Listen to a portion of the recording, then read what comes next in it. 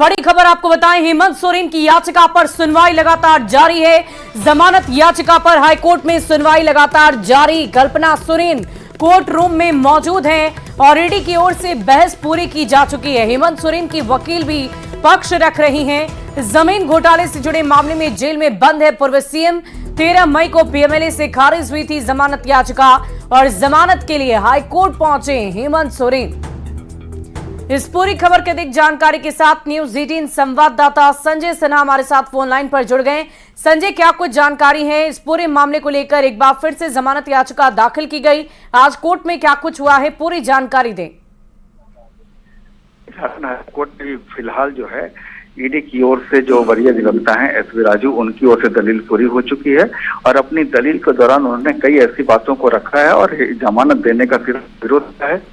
सबसे पहले यह दलील दी कि चूंकि पूर्व में ही झारखंड हाईकोर्ट की डिवीजन बेंच ने हेमंत सोरेन की गिरफ्तारी को लीगल माना है और इस आधार पर उन जमानत नहीं मिलनी चाहिए। इसके अलावा उन्होंने ये भी कहा कि हेमंत सोरेन प्रभावशाली व्यक्ति हैं और जो जिस बलगाई जमीन जो है हमारी जमीन की बात आ रही है, का नीचे कोलकाता के रजिस्ट्री कार्यालय में बदला गया है और रांची में रिकॉर्ड रूम जहां जमीन के ओरिजिनल पेपर थे उसको फाड़ने का काम किया गया है। इसका मतलब हेमंत सोरेन प्रभावशाली व्यक्ति हैं और ये तमाम चीजों को लेकर के जमानत देने का विरोध किया गया। साथ में एसवी राजू की ओर से यह भी पक्ष रखा गया कि उन्होंने कहा कि जो आपको ईडी के अधिकारियों पर झूठे मुकदमे दर्ज कराए गए, ये झूठे मुकदमे का इस्तेमाल एसवी राजू ने किया और बताया कि ईडी के अधिकारियों पर जो झूठे मुकदमे दर्ज कराए गए हैं ये भी मामला पीएमएलए एक्ट के तहत आता है।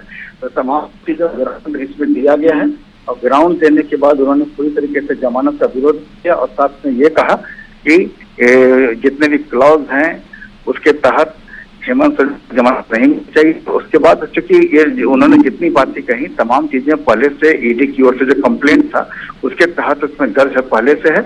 और जब उनकी ओर से बहस पूरी हो गई तो अब हेमंत सोरेन के अधिवक्ता जो हैं कोर्ट में वरीय अधिवक्ता जो हैं मीनाक्षी अरोड़ा, उनकी ओर से रीबटल आर्गुमेंट किया जा रहा है। मतलब कि जितनी बातें आपको जो ईडी के वरीय अधिवक्ता ने रखी अब उन बातों का जवाब दे रही हैं। साथ में अब चूंकि याचिकाकर्ता के अधिवक्ता है तो उन्हें जो अब कहना है वो कोर्ट में अपनी दलील रख रही हैं।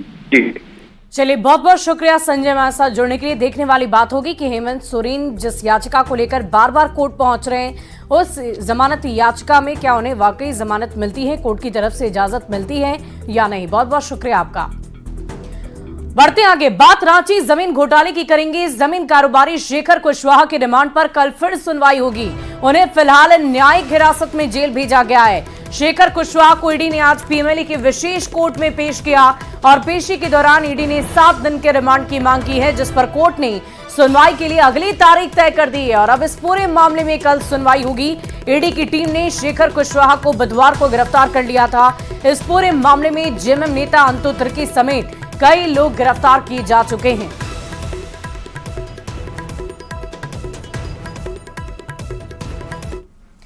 और अगली खबर आपको धनबाद से बताएंगे, जहां गोदर काली बस्ती में कांग्रेस समर्थक और उनके परिवार के साथ मारपीट की गई है। आरोप है कि बीजेपी समर्थकों ने मारपीट की। पीड़ित परिवार का आरोप है कि धनबाद से बीजेपी उम्मीदवार की जीतने के बाद बीजेपी समर्थकों ने उनके साथ मारपीट की है, घर जलाने की कोशिश तक की है। पीड़ित परिवार पुलिस से न्याय की गुहार लगा रहा है।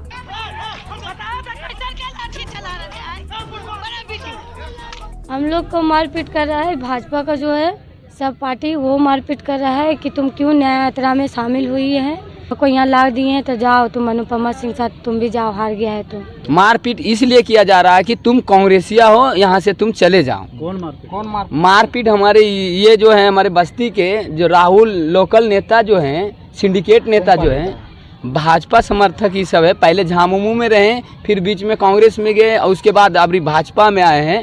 हम लोग को कह रहा है कि तुम्हारा प्रत्याशी यहाँ हार चुका है, तुम लोग यहाँ से बोरिया बिस्तर बांध के यहाँ से चले जाओ। और कांग्रेस समर्थकों के साथ मारपीट के मामले में सियासत बेहद तेज हो गई है। धनबाद से बीजेपी सांसद ढुल्लू महतो का कहना है कि उन्हें इस बात की जानकारी तक नहीं है कि कोई किसी के साथ मारपीट कर सकता है। नहीं जानकारी हमको नहीं, हम तो कल ही लौटे हैं, जानकारी नहीं है। मैंने इस तरह की अगर हो रही है तो क्या मानते हैं? अगर गलत है, इस तरह से हो रहा है तो गलत है, किसी को भी कोई नहीं। और जमशेदपुर के पोटका प्रखंड के जन वितरण प्रणाली दुकानदार प्रदीप कुमार के खिलाफ ग्रामीणों ने जमकर विरोध प्रदर्शन किया। ग्रामीणों ने दुकानदार पर ठगी का आरोप लगाते हुए जिले के उपायुक्त को ज्ञापन सौंपा है। ग्रामीणों का कहना है कि दुकानदार उनसे 3 महीने का पंचिंग करवाकर 1 महीने का राशन देता है।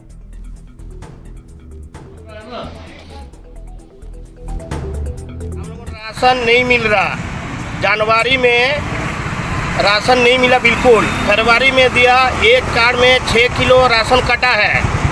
फिर मार्च अप्रैल में चावल मिला, उसके बाद मई महीना में चावल नहीं मिला एक भी। अभी जून में जो है बोल रहा 2 महीना का पंचिंग करो, 1 महीना का चावल मिलेगा, 1 महीना का नहीं मिलेगा। उसका बाद भी बोल रहा 2 महीना के बाद में और चावल नहीं मिलेगा, एक पंचिंग करेगा उसका बाद मिलेगा। पोटका प्रखंड पोटका पंचायत से आए हुए हैं, जो जन वितरण प्रणाली दुकानदार प्रदीप कुमार दत्त का है मामला।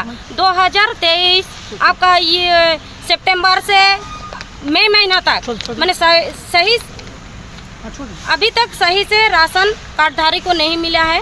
जनवरी से बिल्कुल नहीं मिला है, मई महीना में बिल्कुल राशन नहीं मिला है और काट काट के राशन दिया जाता है। जो आपको जनवरी का तो प्रदीप दत्त तो नहीं दिया, फरवरी का माल ये लोग तो कार्डधारियों से कटौती किया गया, हर व्यक्ति से 5-5 किलो कटौती किया गया।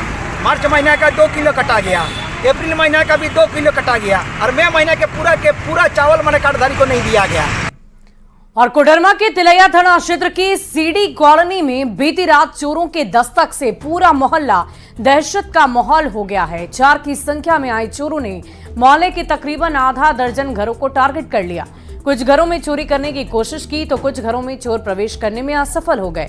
2.5 घंटे तक चोरों ने मोहल्ले के अलग अलग घरों में चोरी की वारदात को अंजाम देने की कोशिश की और चोरों की ये कोशिश सीसीटीवी कैमरे में कैद हो गई। 4 गो चोर हमारे घर में घुसे हैं बाउंड्री तरफ के। कितना बजे करीब? करीब 2:30 बजे। 2:30 बजे के घुसे हैं, कैमरा में आया है और उनके एक कैमरा को नष्ट कर दिए हैं और दूसरे कैमरा को से पता चल रहा है कि वो कुर्सी ले जाके हमारे खिड़की को जाली उखाड़ के उसका ग्रिल को बाहर निकाल दिए हैं और निकालने के बाद वो हमारे घर में घुस गए। घुसे हैं और 2:02 पर निकले हैं। मतलब आधा घंटा मेरे घर का राउंड अप किए हैं, मेरे छत पर भी चढ़े हैं, सारे खिड़की को एक बार ट्राई किए नॉक करके कि रूम में कोई है कि नहीं है। और हम लोग एसी ऑन करके सोते हैं, जिस कारण से हमें उनकी आहट पता चली नहीं। ठीक है, तो इस कारण से हम लोग जग नहीं पाए। जब हम लोग सुबह उठे तो हमने पाया कि हमारा कैमरा का फेस कहीं और ऊपर दिख रहा है और एक कैमरा डिस्ट्रॉय टाइप का दिख रहा है जो कि काम। और राजधानी रांची का बड़ा तालाब गंदगी से दूषित हो चुका है। हर दिन कई नालों से बिना ट्रीटमेंट के हजारों लीटर गंदा पानी छोड़ा जा रहा है। रांची झील बचाओ अभियान समिति के संरक्षक ने जिला प्रशासन और रांची नगर निगम से झील की साफ सफाई को तुरंत मांग की है। रांची नगर निगम के कमिश्नर अमित कुमार ने कहा कि बारिश नहीं हो रही है, जिसकी वजह से पानी दूषित हो रहा, जल्द से जल्द इसे साफ करा लिया जाएगा। तालाब के पास से जो गंदगी की शिकायतें जो प्राप्त हम लोग को हुई है, हम लोग की टीम भी गई, जाकर के विजिट की। एक तो हम लोग का कंसर्न था कि जो सीवरेज ट्रीटमेंट प्लांट के ऑपरेशंस कैसे चल रहे हैं, तो उसके सैंपल्स भी लिए गए हैं और मोटे तौर पे उसका ऑपरेशन ठीक है। बट गर्मी के कारण जो पानी का जलस्तर नीचे गया है, पानी सूखा है, तो चूंकि बड़ा तालाब में पहले जो मेजर 3 ड्रेन थे वो सीधे उसमें जाते थे और सभी आसपास के जो भी सेटलमेंट है उसका सीवर बड़ा तालाब में जाया करता था। तो उस कारण से जो पुरानी जो गाद है उसको क्लीन होने में समय लगता है। कारण जो भी है उसकी जांच तो करेंगे पर्यावरणविद लोग, लेकिन पिछले 2-4 दिनों से बहुत अधिक गंदगी और विषैला गैस यहाँ से निकल रहा है। और मारवाड़ी महाविद्यालय में जितने भी कर्मचारी हैं, शिक्षक हैं, विद्यार्थीगण, परीक्षाएं चल रही हैं अभी, और सब ऐसी स्थिति है कि उनका बैठना मुश्किल हो रहा है। जो विषैला गैस निकल रहा है उसमें कई प्रकार के रासायनिक अवयव होंगे और वो स्वास्थ्य पे प्रतिकूल प्रभाव डालते हैं। अगली खबर कोडरमा से, जहां चेचाई में स्वरोजगार प्रशिक्षण संस्थान महिलाओं को हुनरमंद बना रहा है। संस्थान में महिलाओं को अलग अलग तरह की ट्रेनिंग देकर उन्हें सर्वगुण संपन्न बनाया जा रहा। आपको बता दें कि ग्रामीण महिलाओं को मुर्गी पालन, मछली पालन, मशरूम उत्पादन, सिलाई बुनाई, अचार पापड़ बनाने और मोबाइल रिपेयरिंग जैसी 64 कलाओं की ट्रेनिंग दी जा रही है। ग्रामीण स्वरोजगार प्रशिक्षण संस्थान बैंक ऑफ इंडिया द्वारा सर संचालित होता है सर, जिसमें कि हम लोग विभिन्न तरह के कोर्स का ट्रेनिंग प्रोग्राम स्टार्ट करते हैं। हमारा एक एनुअल एक्शन प्लान होता है साल भर का, जैसे गाय पालन, बकरी पालन, beautician, mushroom production, tailoring and etcetera, बहुत तरह के 64 तरह के हम लोग training programme sir as per need जो हम लोग मुहैया करवाते हैं। आरसीटी में ब्यूटी पार्लर का जो ट्रेनिंग है, अगर वो महिलाएं लेती हैं यहाँ पर आकर, तो वो उनके हाथ में हुनर मिलेगा और वो ब्यूटी पार्लर का कोर्स सीखकर अपने गांव में रहते हुए, घर में रहते हुए इस बिजनेस को कर सकती है और दुल्हन वगैरह सजा सकती है। सर यहाँ पर जो ब्यूटिशियन का कोर्स हो रहा है, जो सविता मैम के द्वारा हम लोग को सिखाया जा रहा है, काफी अच्छे से ये हम लोग को समझा रही हैं और सिखा रही है, प्रैक्टिकल भी करके दिखा रही हैं, ताकि हम लोग अच्छे से समझ पाए हम कैसे हम बिजनेस को कर सकते हैं, हम कैसे खुद पर सेल्फ डिपेंड बन सकते हैं।